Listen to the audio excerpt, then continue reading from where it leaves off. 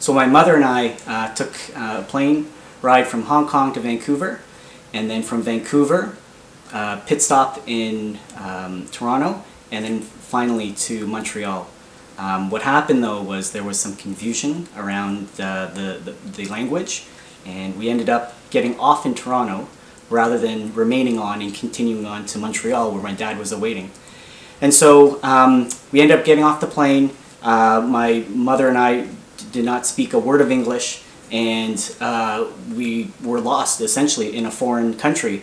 And luckily enough, it was through the kindness of a flight attendant who managed to book us on a flight the following morning, and at the same time was able to be generous enough to open up her heart and her home and take us in that evening so that we could have a place to stay rather than at the airport, and then bring us back in time for our flight the very next morning.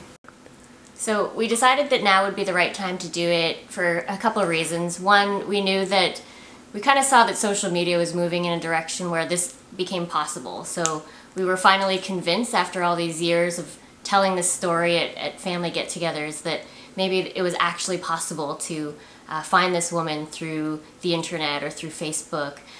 So we put up a post. And the other reason is, you know, when we have our Christmas get-togethers, you know, people start to get a bit sentimental and think about why they are where they are and the people that helped them along the way. And we thought it would be the right time of year to reach out to her.